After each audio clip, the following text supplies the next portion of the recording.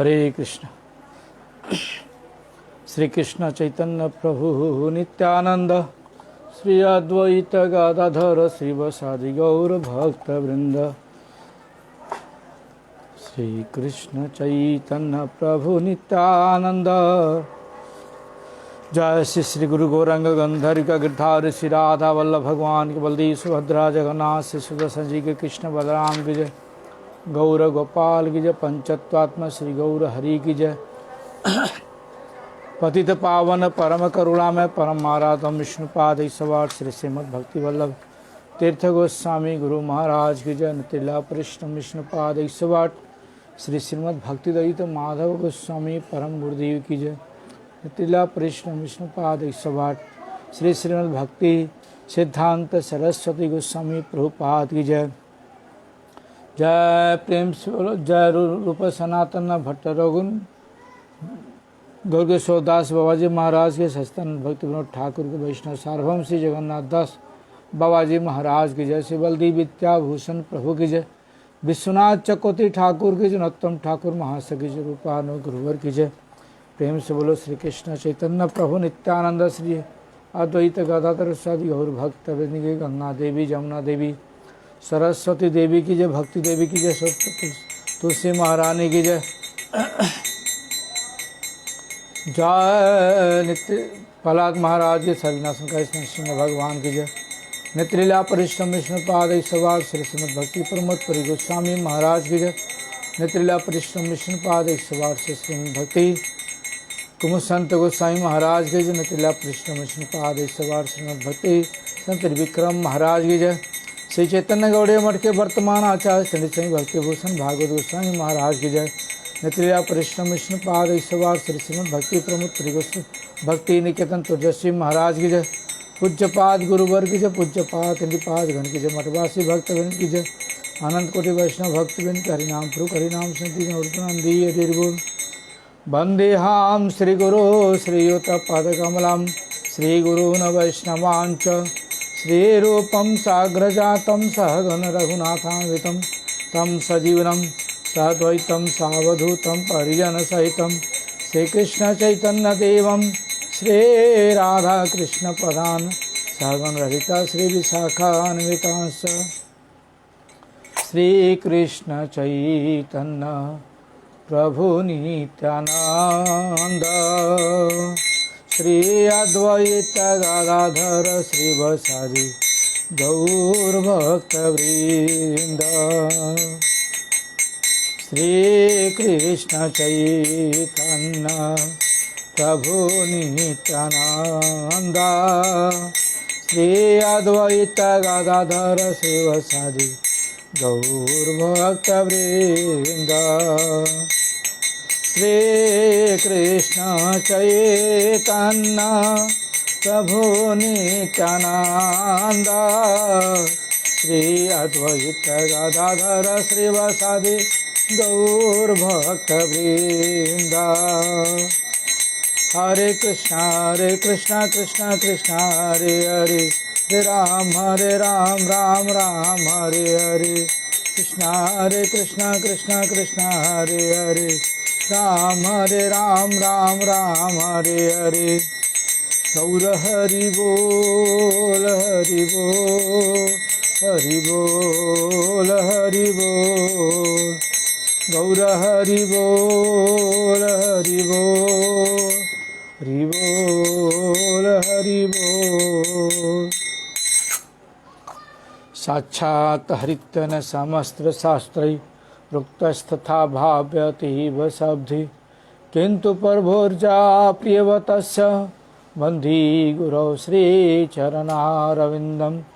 वाञ्छाकल्पतरुभ्यश्च कृपा सिन्धुभ्यैव च पतितानां पावनेभ्यो वैष्णवो नमो नमः।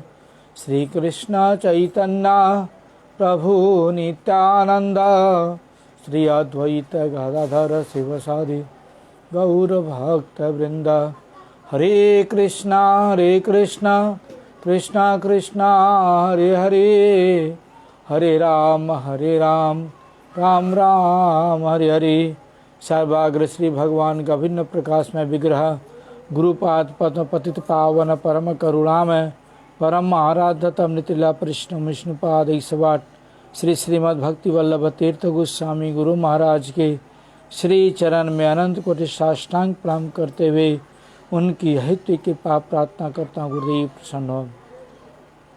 श्री चैतन्य गौड़ीय मठ के वर्तमान आचार्य त्रिदंडी स्वामी श्री श्रीमद् भक्ति भूषण भागवत गोस्वामी महाराज के श्री चरण में अनंत कोटि साष्टांग प्रणाम करते हुए उनकी हित कृपा प्रार्थना करता हूँ। महाराज प्रसन्न हो। पूज्य पाद शिक्षा गुरुवर के श्री चरण में अनंत कोटि साष्टांग प्रणाम करते हुए उनकी अहित कृपा प्रार्थना करता हूँ। शिक्षा गुरुवर्ग बिन प्रसन्न हो। कथा श्रवण पिपासु वैष्णविन भक्तबिन मातृबिन पितृबिन सभी के यथा संपादन करते हुए सबकी प्रसन्नता चाहता हूँ। सभी लोग प्रसन्न हों। आज एकादशी, कल भी कुछ लोग एकादशी पालन किए हैं और आज भी कर रहे हैं। जिसका आज जो एकादशी है उस एकादशी नहीं, उसको पक्षवर्धनी एकादशी करते हैं।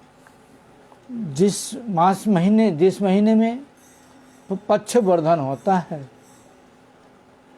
उस महीने में पक्षवर्धन एकादशी महाद्वादशी होती है। साल के 12 महाद्वादशियाँ हैं। इन महाद्वादशियों को त्याग देने से नरकगामी होना पड़ता है। इसलिए शुद्ध वैष्णव अनुगत में चलने से समझ में आता है कौन सी एकादशी करनी चाहिए, कौन सी नहीं करनी चाहिए, कौन सी करने से क्या फल होता है, ये सब चीज़ जानने से पता लगता है। तो आज जो पक्षवर्धनी एकादशी है उसके विषय में बताते हैं कि अमावस्या या पूर्णिमा संपूर्ण होकर प्रतिपदा में जब थोड़ा सा मात्र अवस्थित रहता, थोड़ी मात्र भी अवस्थित रहता है, तो उससे पहले कि द्वादशी का नाम पक्षवर्धनी या पक्षवर्धनी महाद्वादशी बोला जाता है। ऐसी अवस्था में बता रहे यहाँ पर कि जो एकादशी है, एकादशी को त्याग करके और द्वादशी को उपवास करना चाहिए। कुछ भक्त लोग महाद्वादशियाँ नहीं करते हैं, वह एकादशी का ही पालन करते हैं। इसलिए शास्त्र के अनुसार यहाँ बता रहे हैं कि एकादशी त्याग करके महाद्वादशी को पालन करना चाहिए। यहाँ बता रहे हैं कि अशेष कलुष छेदनी, अशेष कलह को छेदन करने वाली इस महाद्वादशी का परित्याग करने से 14 इंद्रपात जावत नरक में रहना पड़ता है। इंद्रपात नरक है, 14 नरक है, उसमें रहना पड़ता जो महाद्वादशियाँ को त्याग करते हैं। इसलिए एकादशी त्याग करके महाद्वादशी का पालन करना चाहिए।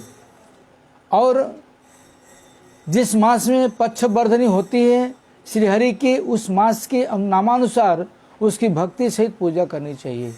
जिस महीने में पक्षवर्धनी एकादशी होती है उस महीने में भगवान को नाम के अनुसार उनकी भक्ति के साथ पूजा करना चाहिए। यहाँ बता रहे हैं कि संसार नव पोताय पाप कच्छाय महानल नरकाग्नि प्रशमन जन्म मृत्यु जरापह माम उद्धार जगन्नाथ पतितं भव सागरे गृहानार्घम मया दत्तम पद्मनाभ नमस्तुते। बोलते हैं हे जगन्नाथ, हे जगन्नाथ, आप इस संसार समुद्र की नौका स्वरूप हैं। पाप रूप तीर्ण के लिए प्रज्वलित अग्नि नरका अग्नि को शांत करने वाले हैं। यहाँ बता रहे हैं कि हे जगन्नाथ, आप तो संसार रूपी नौका, संसार रूपी समुद्र की नौका के समान हैं और पाप रूपी तीर्ण को अपनी अग्नि में जला के भस्म करने वाले हैं। इसलिए भवसागर से मुझ पतित का आप कृपा कर उद्धार करें। इसलिए आप भवसागर से जन्म मरण जरा को नष्ट करने वाले हैं और जला के भस्म कर देने वाले हैं और शांत करने वाले हैं, और जन्म मरण जरा को नष्ट कर देने वाले हैं। जन्म मृत्यु और जरा जो व्याधि है उसको आप नाश करने वाले हैं। इसलिए भवसागर से मुझ पतित का उद्धार कृपा पूर्वक करें। इसलिए हे प्रभु, आप कृपा करके इस भवसागर से मुझ पतित का उद्धार करें। हे पद्मनाभ, आप मेरे द्वारा प्रदत्त या अर्घ ग्रहण करें। जो अर्घ दिया जाता है वह उनको बोल के दिया जाता है कि आप मेरा अर्घ ग्रहण करें। आपको नमस्कार है, मैं आपको प्रणाम करता हूँ। इस प्रकार से श्री हरि को अर्घ निवेदन कर घृत पक्क घी से बना नैवेद्य एवं सुस्वादु रसमय फल समूह अर्पण करने चाहिए। इस प्रकार से बोलने घी से बना हुआ नैवेद्य और फल वगैरह सब अर्पण करना चाहिए। स्ववृत्ति युक्त निर्धन व्यक्ति भी अपनी वृत्ति के अनुसार विशेष यत्न के साथ यथाशक्ति पक्षवर्धनी महाद्वादशी व्रत पालन करेंगे। जो निर्धन व्यक्ति हैं वह भी क्या करेंगे, अपने यथासंभव अनुसार वह भी पक्षवर्धनी महाद्वादशी का व्रत पालन करेंगे। श्री हरि विषय कृत कीर्तन द्वारा रात्रि जागरण करना भी कर्तव्य है। इस एकादशी में बता रहे हैं, हरि के लिए नित्य और कीर्तन द्वारा रात्रि जागरण करना भी कर्तव्य है। सकामी व्यक्ति को 10,000 अश्वमेध यज्ञों के बराबर फल अनायास ही प्राप्त हो जाता है। जो सकामी व्यक्ति है, जिसकी कामना है, संसार की जो कामना वासना है, ऐसे व्यक्ति अगर पक्षवर्धनी महाद्वादशी पालन करते हैं तो बता रहे हैं कि उनको अनायास में ही 10,000 अश्वमेध यज्ञों के बराबर फल अनायास में ही मिल जाता है। आज पाप मोचनी एकादशी भी बोलते हैं इसको, इसलिए इसकी महिमा युधिष्ठिर कृष्ण से पूछते हैं कि जो चैत्र महीने की कृष्ण पक्ष की जो एकादशी है इसकी क्या महिमा है, आप कृपा करके मुझे बताएं, और इस जो एकादशी है उसके देवता कौन है, सब कुछ मुझे आप बताएं। तो भगवान श्री कृष्ण ने उनको बताया कि हे युधिष्ठिर, धर्मराज युधिष्ठिर, आपने जो धर्म विषयक प्रश्न किए हैं, यह एकादशी पिशाच योनि से मुक्ति प्रदान करने वाली है। ये जो एकादशी है पक्षवर्धनी महाद्वादशी के विषय में बता रहे हैं कि जो पिशाच योनि अगर प्राप्त व्यक्ति है उसको भी मुक्त प्रदान करने वाली है। 8 सिद्धि और 9 सिद्धियां आदि शुभ फल प्रदान करती है। 8 सिद्धि और 9 निधियां सारे शुभ फल प्रदान करती हैं। समस्त पापों से निस्तार या मोचन करती है, सारे पापों से निस्तार या मोचन कर देती है। इसलिए यह पाप मोचनी नाम से प्रसिद्ध है। इसलिए यह एकादशी पाप मोचनी नामक एकादशी से प्रसिद्ध है, नाम से प्रसिद्ध है। राज चक्रवर्ती मानधाता द्वारा लोमस ऋषि से इस एकादशी की कथा पूछने पर उन्होंने जो कहा था, मैं वही विचित्र उपाख्यान आपके निकट वर्णन कर रहा हूँ। मानधाता राजा लोमस ऋषि के पास जो प्रश्न किए थे, मैं वही आपको उपाख्यान बताता हूँ। प्राचीन काल में धन कुबेर का चैत्र रथ नामक एक अति मनोहर उद्यान था। बोलने पुराण काल में धन कुबेर का जो एक चैत्र रथ नामक मनोहर बगीचा था, उसमें मुनिगण बहुत समय से तपस्या कर रहे थे। उस बगीचे में मुनि लोग बहुत समय से तपस्या करते थे। वहाँ मेधावी नामक एक ब्रह्मचारी ऋषि को मंजूगोसा नाम की एक विख्यात अप्सरा वशीभूत करने की चेष्टा करने लगे। अक्सर जो साधु लोग होते हैं, जो ब्रह्मचारी लोग होते हैं, साधु लोग होते हैं, उनको माया द्वारा, देवी देवताओं द्वारा प्रेरित अप्सरा रूपी नारियां आकर के उसको वशीभूत कर देती हैं। इसलिए यहाँ पर बता रहे हैं कि मेधावी नामक जो ब्रह्मचारी थे ऋषि, वह मंजूघोषा नाम के एक विख्यात जो अप्सरा वशीभूत करने की चेष्टा करे तो उनको अपने वशीभूत में करने की चेष्टा करने लगी, किंतु ऋषि के श्राप के भय से वह कोसों दूर रहती थी। ऋषि के श्राप भी था कि श्राप दे देंगे, इसलिए वो दूर रहती थी एक कोस। वह अपने घर में वीणा यंत्र पर मधुर कंठ से उत्तम संगीत गाती थी और अपना घर बना रखी थी, और उस घर में अपने वीणा के यंत्र के द्वारा उस मधुर कंठ के द्वारा संगीत गाती थी। पुष्प चंदन से भूषिता और संगीतकारिणी उस मंजूघोषा को देखकर कामदेव ने मनोहर रूप से उसके शरीर में प्रवेश किया। उस मंजूघोषा को देख करके कामदेव ने उसके मनोहर रूप में प्रवेश कर गए। तब मंजूघोषा उस कामदेव की सेना के रूप में परिणत हो गई। तब क्या हुआ? मंजूघोषा कामदेव की सेना के रूप में परिवर्तित हो गई। यह दिन मंजूघोषा मेधावी मुनि का दर्शन कर कामबान से पीड़ित हो गई। एक दिन वह दर्शन करने के लिए गई और दर्शन करके और कामबाण से पीड़ित हो गई। चूँकि वह नौजवान संपन्न ऋषि द्वितीय कामदेव के समान दिखाई देते थे। वह जो ऋषि थे नौजवान थे और द्वितीय कामदेव के समान दिखाई देते थे। वे पिता चौन ऋषि के मनोरम आश्रम में वास करते थे। वह अपने पिता चौन ऋषि के मनोहर आश्रम में रहते थे। मंजूघोषा उनके प्रति कामासक्त होने पर हाथ में शब्दायमान चूड़ी, चरण में नूपुर और कटी देश में करधनी से सुशोभित होकर बीच बीच में ऋषि के आश्रम में मधुर स्वर से गान सुनाने लगी। और मंजूघोषा क्या करने लगी कि अपने कामासक्त होकर के चूड़ियाँ खनकाने लगी। चरणों में जो नूपुर थी उसकी आवाज़ और कटी देश में जो करधनी थी वो शोभित हो रही थी। उसके द्वारा बीच बीच में जाकर के उनके आश्रम में गाना सुनाने लगी उसकी आवाज़ के द्वारा।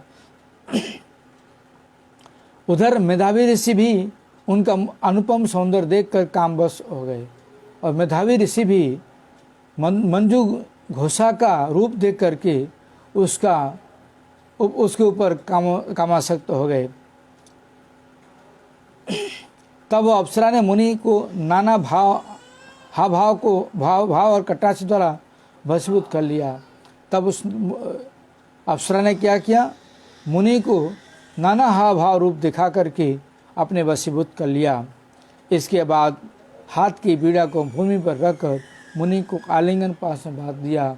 इसके बाद क्या किया? हाथ की जो बीड़ा था उस बीड़ा को नीचे रख करके और मुनि को जाकर के आप आलिंगन किया जोर से।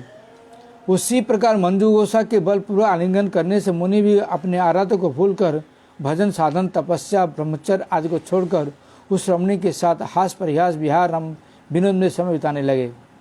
उसी प्रकार मुनि भी ऋषि भी मंजूघोषा को जाकर आलिंगन किए और अपना सब कुछ भूल गए, अपने आराध्य को भूल गए। साधन तपस्या ब्रह्मचर्य आदि जितने भी साधन थे सबको उन्होंने भूल गए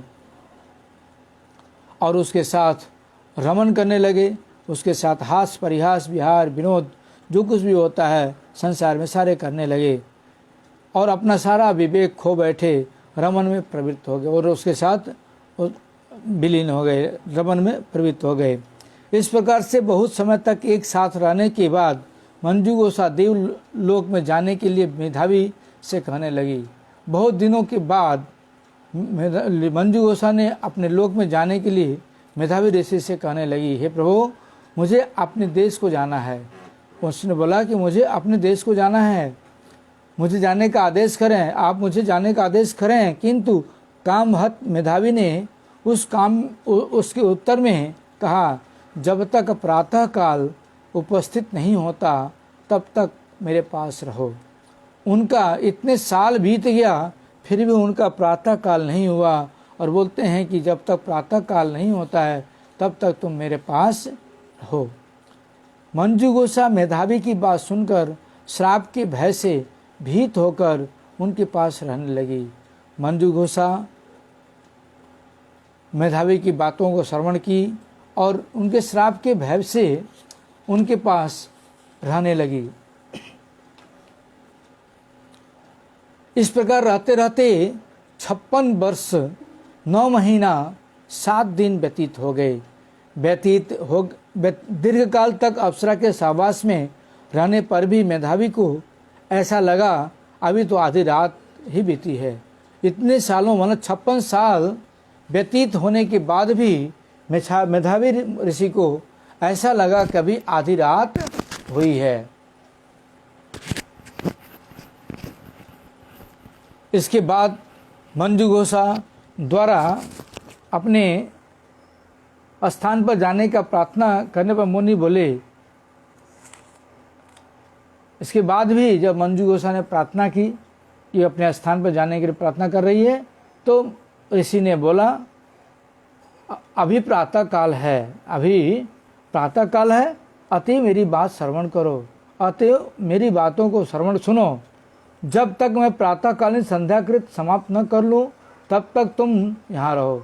जब तक मेरी संध्या बंदन आदि नहीं हो जाता तब तक तुम यहाँ पर रहो, अन्यथा करना मत, मेरी बातों का तुम अन्यथा नहीं करना।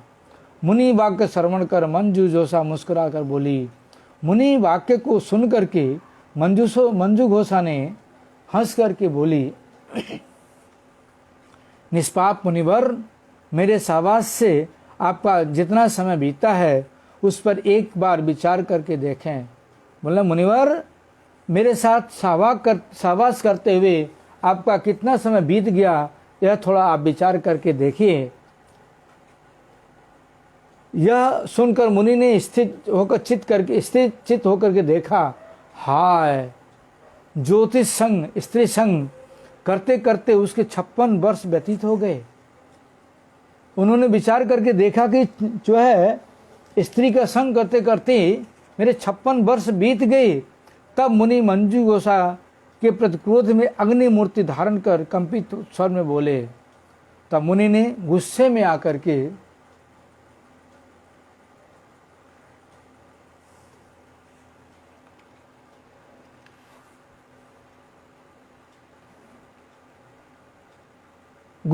आकर के अग्नि मूर्ति धारण किया और बोले, रे पापिष्ट, दुराचारिणी, तपस्या की क्षयकारिणी, तुम्हारे साथ रहने से मेरी महातपस्या का फल नष्ट हुआ।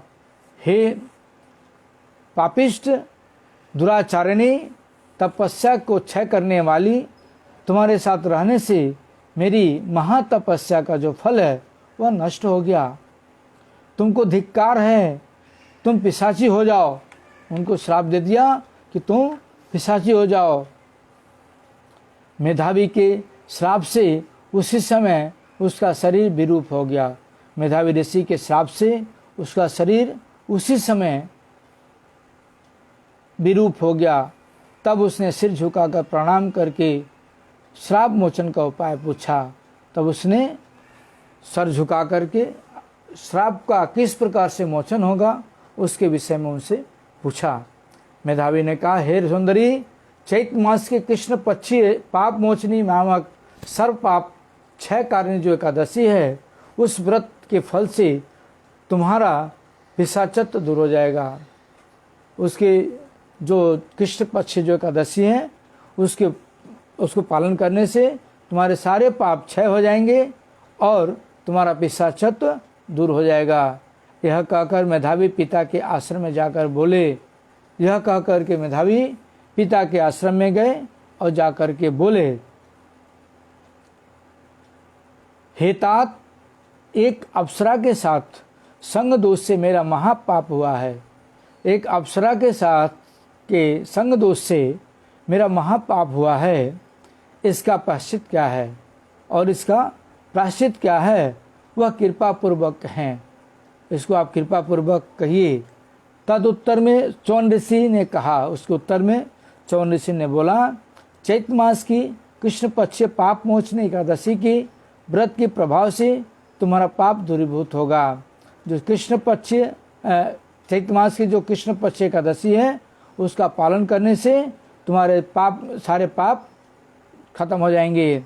पिता का वाक्य श्रवण कर मेधावी द्वारा वह व्रत भक्ति युक्त होकर पालन करने से उनका समस्त पाप दूरीभूत हो गया। पिता के अनुसार उन्होंने एकादशी व्रत का पालन किया, उनके सारे पाप दूर हो गए एवं उसने पुनः तपस्या का फल प्राप्त किया और उस मुनि ऋषि ने अपनी तपस्या का फल पुनः प्राप्त कर लिया। मंजू घोषा भी इस व्रत का पालन के फल से पिशाचत्व नाश कर दिव्य रूप धारण करके स्वर्ग में चली गई। मंजू घोषा भी व्रत का पालन किया और उसका पिशाचत्व दूर हुआ और अपने स्वर्ग में चली गई। हे महाराज, कृष्ण बोलते हैं युधिष्ठिर को, हे महाराज, जो लोग इस पाप मोचने एकादशी व्रत का पालन करते हैं उनकी इस जन्म के पाप तो दूर, पूर्व जन्मों के संचित समस्त पाप क्षय हो जाते हैं। यानी जो लोग पाप मोचने एकादशी व्रत का पालन करते हैं उनकी इस जन्म की बात तो दूर की है, पूर्व जन्मों के जो संचित पाप हैं वो भी नाश हो जाते हैं। इस व्रत कथा के पठन और श्रवण से सहस्र गोदान का फल प्राप्त होता है। इस व्रत की जो पाठ करता है और जो श्रवण करता है सहस्र 1000 गोदान का फल प्राप्त होता है। आज पक्षवर्धनी एकादशी था। कल इसका पारण 9:35 के पहले है, ध्यान रखिएगा। सूर्य उदित होने के बाद और 9:35 के पहले इसका पारण है, पारण करिएगा। और एक महान वैष्णव चैतन्य महाप्रभु के पार्षद महाप्रभु के लीला में योगदान करने वाले श्री गोविंद घोष जी का आज तिरुभाव तिथि है। उनके विषय में बताते हैं, गुरुदेव लिखते हैं यहाँ पर, कलावती रसोल्लासा गुणतुंगा ब्रजे स्थिता श्री विशाखाकृतं गीतं गायन्ति स्वाद्यता मतः गोविंद माधवानंद वसुदेवा यथा कर्मशः क्रमम। ब्रज लीला में जो कलावती हैं वे ही गौ लीला में गोविंद घोष हैं। ये उत्तर राढ़ीय शौक्र कायस्थ कुल में आविर्भूत हुए थे। अग्रदीप में इनका श्रीपाठ है। श्री माधव और श्री वसुदेव घोष इनके ही भाई हैं। ये प्रसिद्ध सुकंठ कीर्तनिया थे। सुकृति माधव घोष कीर्तने पर तत्पर हेन कीर्तनिया नाही पृथ्वी भीतर जहारे को हेन वृंदावन रे गायन नित्यानंद स्वरूपे महाप्रियतम माधव गोविंद वसुदेव 3 भाई गाई ते लागिला नाचे ईश्वर अनिताई। सुकृतिशाली माधव घोष संकीर्तन में तत्पर रहते हैं। इन जैसा कीर्तन करने वाला पृथ्वी में नहीं था। आप श्री नित्यानंद और गौर स्वरूप दामोदर और स्वरूप दामोदर के प्रिय, बहुत प्रिय थे। सभी आपको वृंदावन का गायक कहते हैं।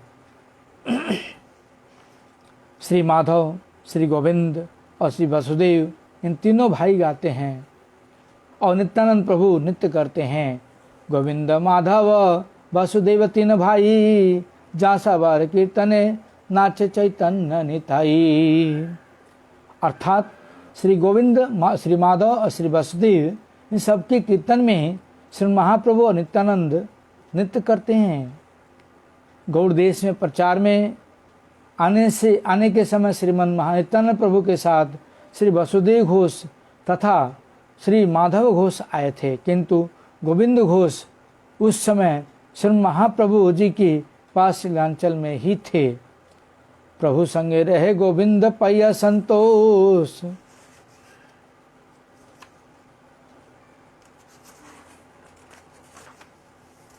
ये श्री गौरांग महाप्रभु जी की शाखा में गिने जाते हैं।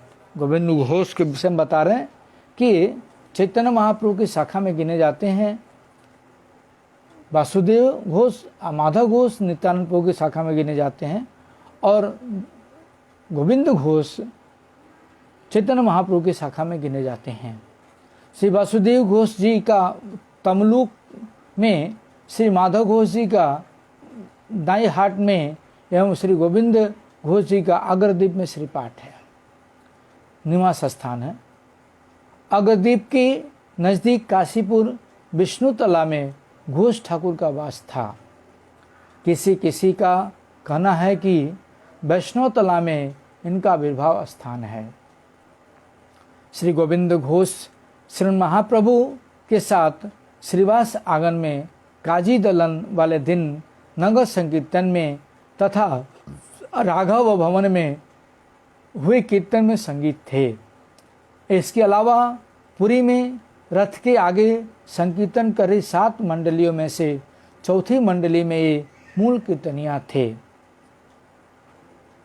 तब मूल कीर्तनिया के पीछे गाने वाले अर्थात दुहार देने वाले हरिदास, छोटे हरिदास ठाकुर थे।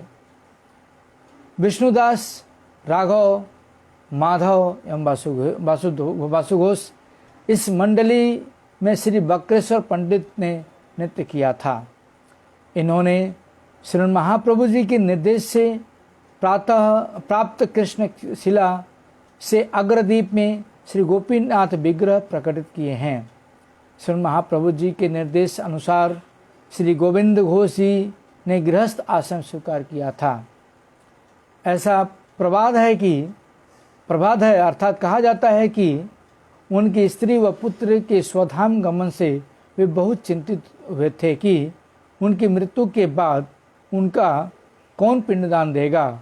तो उसी समय गोपीनाथ जी ने स्वप्न में गोविंद घोष को कहा, तुम चिंता मत करो, मैं पिंड दूंगा। जब गोविंद घोष जी ने तिरोधान लीला की तो उससे अगले दिन श्री गोपीनाथ जी ने उनका पिंडदान किया था। आज भी श्री गोविंद घोष ठाकुर जी की अप्रकट तिथि में श्री गोपीनाथ जी पिंडदान करते हैं। चैत्र कृष्ण द्वादशी तिथि में श्री गोविंद घोष ठाकुर जी का तिरोधान हुआ था।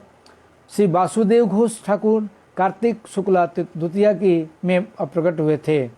गोविंद घोष ठाकुर जी द्वारा रचित पदावली प्राणेर मुकुंद है कि आजी सुन लूँ अचंबित, कहिते परान जाय मुखे नाही बहिराय। श्री गौरांग छाड़ी बे नवदीप, यहाँ तो न जानी मोरा, सकाले मिलुनु गोरा। अवनत माथे आछे बसी, निझरे नयन झरे, बुक बही धारा पड़े, मलिन हैया छे मुख शशि। देखी तखन प्राण सदा करे आन चान, सुधाई ते नाही अवसर, खन के संबित हैल तबे से ही निवेदिल, सुनिया दिले न ए उत्तर। आमित विवसाइया तारे किछु ना कहिया, धाइया आइलू तू अपास। यही तो कहलू आमी जे करिते पार तुमी, मोर नाही जीवन रयास। सुनिया मुकुंद कांदे हिया स्थिर नाही बाधे, गदा धरे र बदन हेरिया। यही गोविंद घोष कहे इहा जेन नाही है, तबे मुहि जाय मु मरिया। देहे हेदे रे दंदी आदिवासी कार मुख जाचाओ, बाहु पासरिया गौरा चाँद फिराओ, तो सवारे के आर करिबे निज कोरे, के जाचिया दिबे प्रेम देखिया कातरे, की सेल ही आय हाय की सेल ही आय, प्राण पुतली नवदीप छाड़ी जाय, आर न जाइब मोरा गौरांगेर पास, आर न करिब मोरा कीर्तन विलास, कादय भगत गण बुक बिदरिया, पाषाण गोविंद घोष न जा मिलिया। इस प्रकार से गोविंद घोष की लीला है। गोविंद घोष ने आज के दिन तिरुभाव लीला किए हैं। मैं उनसे प्रार्थना करूंगा, जाने अनजाने में वैष्णव के चरणों में जो अपराध हो क्षमा मार्जना करें और महाप्रभु के चरणों में शुद्ध रूप से भक्ति प्रदान करें, जिससे मैं शुद्ध रूप से भक्ति कर सकूं। कल आप लोगों ने एकादशी के विषय में सुना था कि एकादशी के में क्या खाना चाहिए, क्या नहीं खाना चाहिए।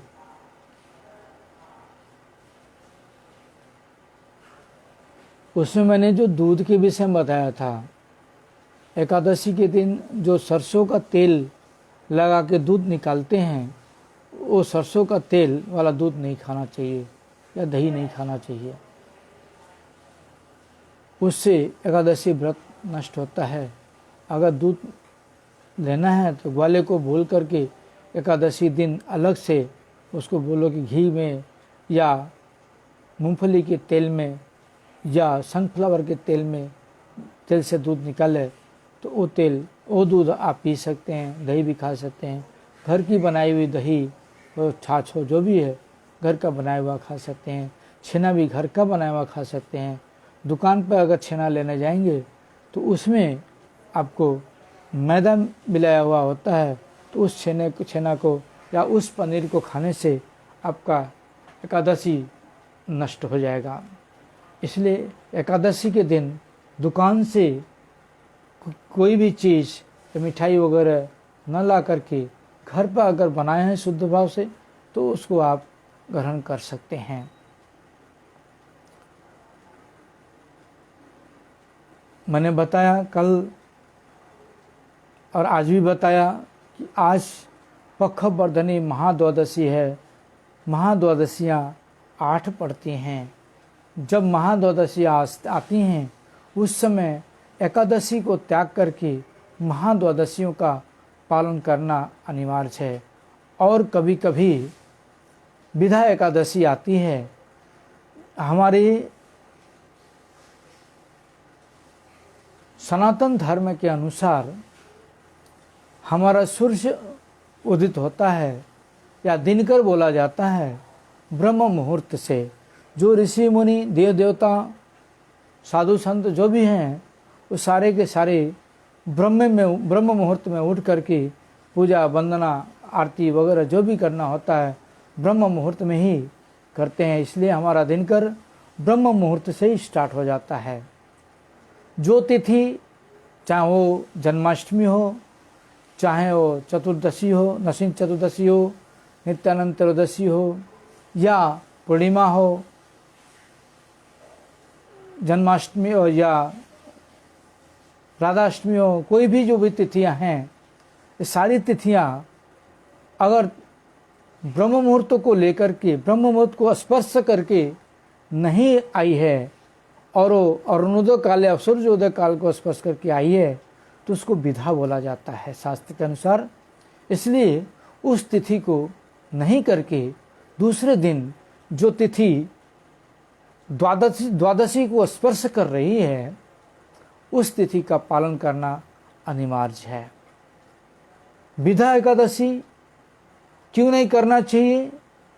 विधा एकादशी जो करते हैं शास्त्रों के अनुसार उनके पुत्र का क्षय होता है, पुत्र नाश होता है। इसलिए विधा एकादशी नहीं करना चाहिए। से संसार में लोग बोलते हैं कि संसारी लोगों के लिए है, ये वैष्णवों की एकादशी है, ऐसा कुछ नहीं है। शास्त्र जो बनाने वाले हमारे वेदव्यास जी वो भी गृहस्थी थे, भगवान के अंश होने के बाद भी गृहस्थी थे, गृहस्थ लीला उन्होंने किया है। और शास्त्र का हमें सारे शास्त्रों को दिया है, उन्होंने ही दिया है। तो उन्होंने जो सिद्धांत हमें दे रखा है, तो ऋषियों के लिए, मुनियों के लिए अलग नहीं है, साधुओं के लिए अलग नहीं है, वैष्णवों के लिए अलग नहीं है, और वो गृहस्थियों के लिए अलग नहीं है, वो सब के लिए एक समान है। इसलिए जो 10वीं विधा एकादशी करते हैं उनका पुत्र क्षय दोष होता है। अगर किसी को प्रमाण चाहिए तो महाभारत में जाकर के गांधारी उपाख्यान में देख सकता है। गांधारी 10वीं विधा एकादशी की थी, जिसके कारण उसके 100 पुत्र नाश हुए थे। इसलिए 10वीं विधा एकादशी नहीं करना चाहिए। 10वीं विधा एकादशी त्याग करके उसको दूसरे दिन जो द्वादशी है उसको करना चाहिए।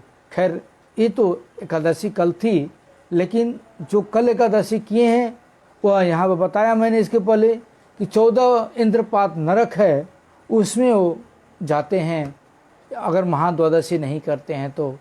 इसलिए महाद्वादशी करना अनिवार्य है, महाद्वादशी करना चाहिए। हरे कृष्णा।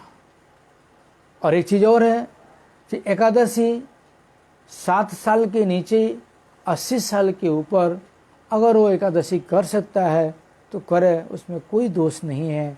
लेकिन जो 7 साल के ऊपर हैं, 80 साल के नीचे हैं, अगर एकादशी नहीं करते हैं तो एकादशी के दिन 5 प्रकार के जो महापाप हैं वो एक एक ग्रास में वो ग्रहण करते हैं।